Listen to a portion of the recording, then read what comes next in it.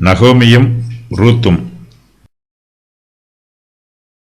அதிகாரம் 3. பின்பு அவள் மாமியாகிய நகோமி அவளை நோக்கி, என் மகளே, நீ சுகமாய் வாழ்ந்திருக்கும்படி நான் உனக்கு சௌக்கியத்தை தேடாதிருப்பேனோ? நீ போவாசின் வேலைக்காரிகளோட கூடியிருந்தாயே, அவன் நம்முடைய உறவின் முறையான் அல்லவா? இதோ அவன் இன்று ராத்திரி களத்திலே வார்கோதுமை தூற்றுவான்.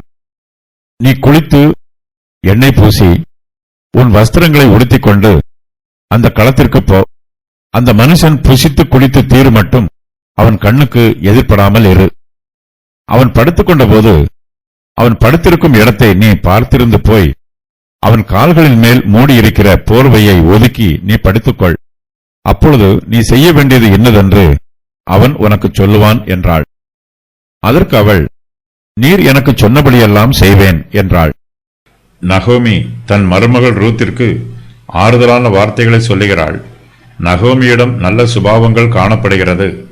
தன் மருமகள் ரூத் சுகமாய் வாழ்ந்திருக்கும்படி நகோமி அவளுக்கு சௌக்கியத்தை தேடுகிறாள். ரூத்திற்கு நல்ல முறையில் எவ்வாறு திருமணம் செய்து வைப்பது என்னும் எண்ணமே நகோமியின் இருதயத்தில் நிரம்பி இருக்கிறது. நகோமி அதிக ஞானமுள்ளவள்.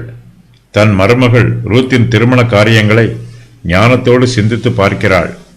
இந்த திருமணம் நல்ல முறையில் நடைபெறுவதற்கு என்னென்ன காரியங்களை செய்ய வேண்டும் என்று நகோமி யோசித்து பார்க்கிறாள். தன்னுடைய ஆலோசனைகளை நகோமி ரூத்திற்கு சொல்லுகிறாள். நகோமியின் புருஷன் எலிமெலேக்கு ஏற்கனவே செத்துப்போனார். நகோமியின் 2 குமாரர்களும் செத்துப்போனார்கள். நகோமியின் 2 மருமக்களில் ஒருத்தி மோவாப் தேசத்திலேயே இருந்துவிட்டாள். மற்றொரு மருமகளாகிய ரூத் மாத்திரமே இப்போது நகோமியோடு கூட கானான் தேசத்திலே இருக்கிறாள். நகோமியின் சந்ததி நிலைத்திருக்க வேண்டும் என்றால் அவளுடைய குடும்பத்திலே புத்திர பாக்கியங்கள் இருக்க வேண்டும்.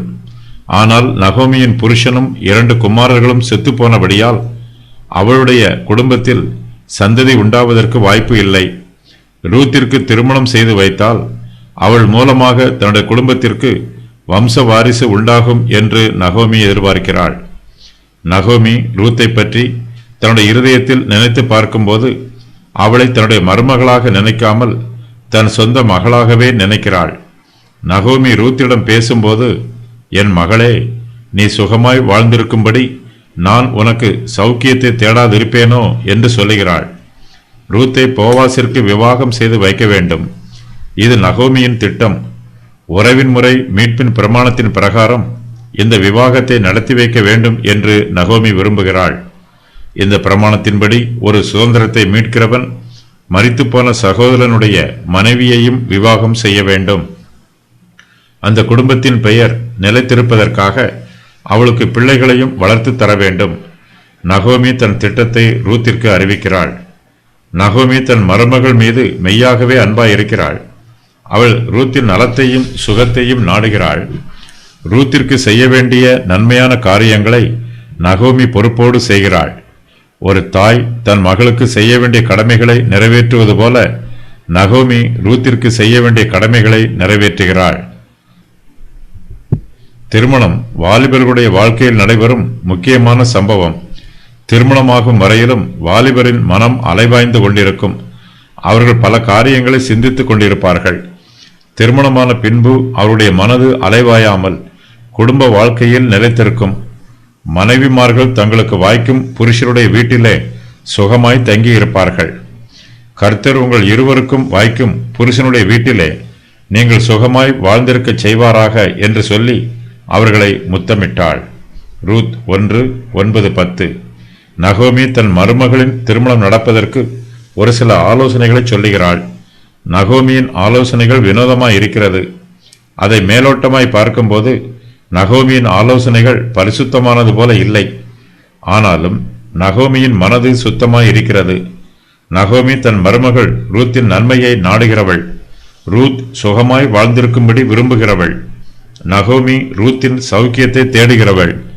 நகோமி தன்னுடைய மருமகள் ரூத்திற்கு ஒருபோதும் தீங்கு செய்ய மாட்டாள். நகோமியின் ஆலோசனையில் சுத்தம் இருக்கும். அந்த ஆலோசனைக்கு கீழ்ப்படியும் போது ரூத்திற்கு நன்மை உண்டாகும்.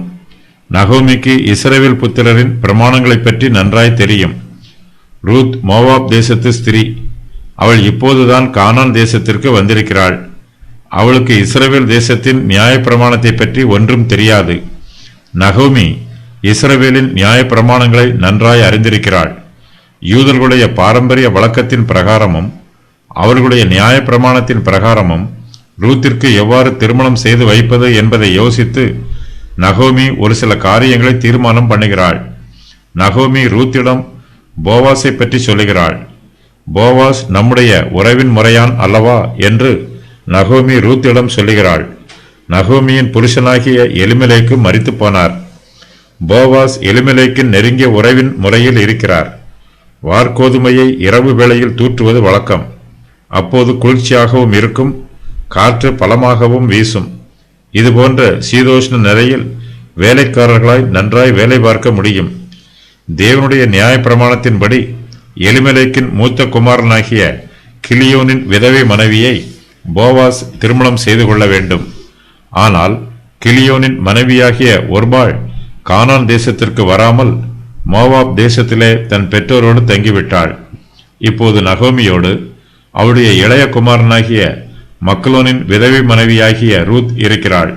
யூதருடைய வழக்கத்தின் பிரகாரம் போவாஸ் ரூத்தை திருமணம் செய்து அவளுக்கு சந்ததியை ஏற்படுத்தி தர வேண்டும். போவாசுக்கும் தன்னுடைய கடமை தெரியும். ஆனாலும் போவாசின் கடமையை அவருக்கு நினைவுபடுத்துவது நல்லது என்று நகோமி நினைக்கிறாள். தன்னுடைய யோசனையையும் திட்டத்தையும் நிறைவேற்றுவதற்கு நகோமி தன் மருமகள் ரூத்தை பயன்படுத்துகிறாள். தன் மருமகள் மூலமாக போவாசுக்கு அவருடைய உறவின் முறை கடமையை ஞாபகப்படுத்த வேண்டும் என்று விரும்புகிறாள். ரூத் இத்தனை நாட்களாக போவாசின் வயல்வெளியிலே கதிர்களை பொறுக்கிக் கொண்டிருந்தாள். போவாசுக்கும் ரூத்திற்கும் அந்நியோன்ய பழக்கம் உண்டாயிற்று. ரூத் போவாசின் நிலத்திலே வார்கோதுமை அறுப்பு காலத்திலும் கோதுமை அறுப்பு காலத்திலும் கதிர் பொறுக்குகிறாள். இப்போது அறுப்பு காலம் முடிந்து அறுத்த கதிர்களை தூற்றும் காலம் வந்திருக்கிறது. அறுப்பு காலத்திலே போவாசுக்கும் ரூத்திற்கும் ஏற்பட்ட அந்நியோன்ய ஐக்கியத்தை தூற்றும் காலத்திலே திருமண ஐக்கியமாக மாற்ற வேண்டும் என்று நகோமி திட்டமிடுகிறாள். நகோமி தன் மருமகள் ரூத்திடம், நீ போவாசின் வேலைக்காரிகளோட கூடியிருந்தாயே, அவன் நம்முடைய உறவின் முறையான் அல்லவா? இதோ அவன் இன்று ராத்திரி களத்திலே வார்கோதுமை தூற்றுவான் என்று சொல்லுகிறாள். ரூத் போவாசிடம் போய் தன்னை திருமணம் செய்து கொள்ள வேண்டும் என்று கேட்கலாம். இவ்வாறு கேட்பதற்கு நியாயப்பிரமாணத்தின்படி ரூத்திற்கு உரிமை இருக்கிறது. அவன் தன் சகோதரனுடைய மனைவியை விவாகம் பண்ண மனதில்லாதிருந்தால் அவன் சகோதரனுடைய மனைவி வாசலில் கூடிய மூப்பரிடத்திற்கு போய், என் புருஷனுடைய சகோதரன் தன் சகோதரனுடைய பெயரை இஸ்ரவேலில் நிலைக்க பண்ண மாட்டேன் என்கிறான். புருஷனுடைய சகோதரன் செய்ய வேண்டிய கடமையை செய்ய அவன் மனதில்லாதிருக்கிறான் என்று சொல்வாளாக. அப்பொழுது அந்த பட்டணத்து மூப்பர் அவனை அழைப்பித்து அவனோட பேசியும் அவன் அவளை விவாகம் பண்ணிக்கொள்ள எனக்கு சம்மதமில்லை என்று பிடிவாதமாய் சொன்னால், அவன் சகோதரனுடைய மனைவி மூப்பரின் கண்களுக்கு முன்பாக அவனிடத்தில் வந்து அவன் காலில் இருக்கிற பாதரட்சியை கழற்றி அவன் முகத்திலே துப்பி, தன் சகோதரன் வீட்டை கட்டாதவனுக்கு இப்படியே செய்யப்படும் வேண்டும் என்று சொல்ல கடவள். உபாகமம் 25:7-9 வரை. ரூத்திற்கு நியாயப்பிரமாணத்தை பற்றி ஒன்றும் தெரியாது. ஆனால் நகோமி இதை நன்றாய் அறிந்து வைத்திருக்கிறாள். ரூத் போவாசிடம் எப்படி போக வேண்டும் என்றும் எப்போது போக வேண்டும் என்றும் அவள் என்ன செய்ய வேண்டும் என்றும் நகோமி தன் மருமகள் ரூத்திற்கு ஆலோசனை சொல்லுகிறாள்.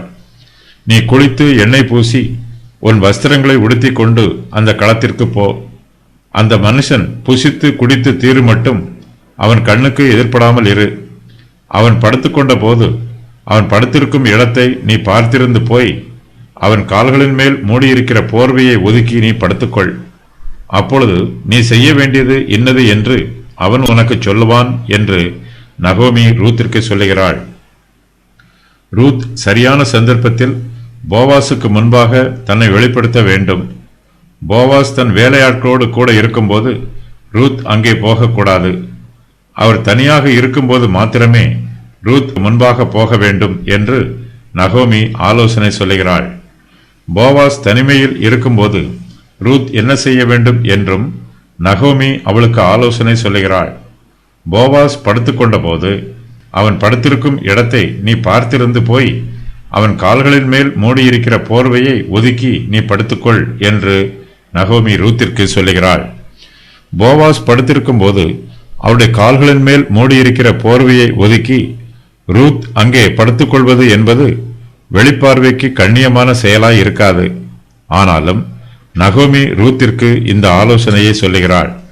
இந்த சம்பவத்தை நியாயப்படுத்துவதற்கு வேத பண்டிதர்கள் சில விளக்கம் கொடுக்கிறார்கள். போவாஸ் ரூத்திற்கு நெருங்கிய உறவின் முறையில் இருக்கிறார். கர்த்தருடைய பார்வையில் போவாசும் ரூத்தும் விவாகம் பண்ணின தம்பதிகளாகவே இருக்கிறார்கள். இவர்கள் இருவருக்கும் இன்னும் முறைப்படி விவாகம் நடைபெறவில்லை. ஆனாலும் இவர்கள் கர்த்தருடைய பார்வையில் விவாகம் பண்ணின தம்பதிகள் போல இருப்பதினால் ரூத் போவாசின் காலடியில் படுத்திருப்பதில் தவறு ஒன்றும் இல்லை என்று சிலர் விளக்கம் சொல்லுகிறார்கள். ரூத் போவாசை போய் பார்க்கும்போது அவள் தன்னை போவாசின் மனைவியாகவே வெளிப்படுத்த வேண்டும் என்பது நகோமியின் திட்டம். நகோமியின் மனதில் வேறு வஞ்சகமான எண்ணம் எதுவும் இல்லை. போவாஸ் ஒரு நீதிமான் என்றும் அவர் கண்ணியமானவர் என்றும் அவர் கர்த்தருக்கு பயந்து நடக்கிறவர் என்றும் ரூத்திடம் முறை தவறி நடக்க மாட்டார் என்றும் நகோமி நம்புகிறாள். நகோமிக்கு ரூத்தை பற்றியும் நன்றாய் தெரியும். ரூத் கற்புள்ள ஸ்திரீ. அவள் ஒருபோதும் தன்னுடைய குடும்பத்தின் பெயரை கெடுப்பதற்கு மோசமான காரியங்களை செய்ய மாட்டாள். ரூத் தன்னுடைய குடும்ப கௌரவத்தை காப்பாற்றுவாள் என்பதும் நகோமிக்கு தெரியும். தேவ வசனம் தூஷிக்கப்படாதபடிக்கு பாலிய ஸ்திரீகள் தங்கள் புருஷரிடத்திலும் தங்கள் பிள்ளைகளிடத்திலும் அன்புள்ளவர்களும் தெளிந்த புத்தி உள்ளவர்களும் கற்புள்ளவர்களும் வீட்டில் தரித்திருக்கிறவர்களும் நல்லவர்களும் தங்கள் புருஷர்களுக்கு கீழ்ப்படுகிறவர்களுமாய் இருக்கும்படி அவர்களுக்கு படிப்பிக்கத்தக்க நற்காரியங்களை போதிக்கிறவர்களுமாய் இருக்கவும் முதிர் வயதுள்ள ஸ்திரீகளுக்கு புத்தி சொல்லு. தீத்து 2:4-5. நகோமியின் ஆலோசனையில் கற்பும் கண்ணியமும் ஒழுக்கமும் இருக்கிறது. நகோமி ரூத்திற்கு மோசமான ஆலோசனைகளை சொல்லி அவளை தவறான பாதையில் வழிநடத்தவில்லை. நகோமியினிடத்தில் ஞானம் இருக்கிறது. நகோமி ரூத்திற்கு இந்த ஆலோசனைகளை சொல்லும்போது அவள் ரூத்தை தன் மருமகளாக பாவிக்காமல் தன் மகளாகவே பாவித்து இந்த ஆலோசனைகளை சொல்லுகிறாள். நகோமியின் ஆலோசனை இப்போது வினோதமாக இருந்தாலும் அதன் முடிவு நன்றாயிருக்கும். போவாஸ் தன்னுடைய உறவின் முறையின் கடமையை செய்ய வேண்டும். போவாஸை பற்றி நகோமிக்கு தெரிந்திருக்கிறது. அவர் தன்னுடைய கடமையில் தவறமாட்டார் என்று நகோமி எதிர்பார்க்கிறாள். ரூத்தும் ஞானமுள்ள ஸ்திரீ. அவள் தன் மாமியாரின் ஆலோசனைகளை கேட்டு ஆச்சரியப்படவில்லை. அது மிகவும் மோசமான ஆலோசனை என்று சொல்லி அதை ஏற்றுக்கொள்ள மறுக்கவில்லை. ரூத்தின் மனதிற்கு நகோமியின் ஆலோசனை சரியானது என்று படுகிறது. ஆகையினால் ரூத் நகோமியிடம், நீர் எனக்கு சொன்னபடியெல்லாம் செய்வேன் என்று சொல்லுகிறாள்.